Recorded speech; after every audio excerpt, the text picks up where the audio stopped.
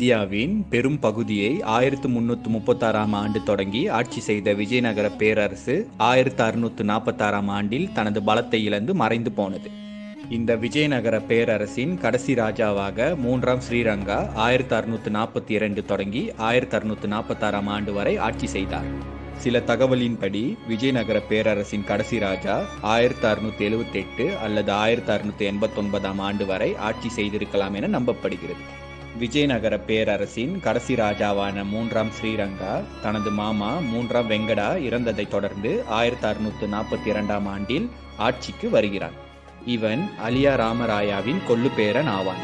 இவர்கள் அனைவரும் தெலுங்கு இனத்தவர்கள் ஆவர். விஜயநகர பேரரசின் ராஜாவாக ஆவதற்கு முன்பு 3ஆம் ஸ்ரீரங்கா அப்பொழுது இருந்த விஜயநகர ராஜாவான தனது மாமா 3ஆம் வெங்கடாவிற்கு எதிராக போராட்டங்களை நடத்தினான். இவன் தனது மாமாவிடமிருந்து விஜயநகர ஆட்சியை பிடிக்க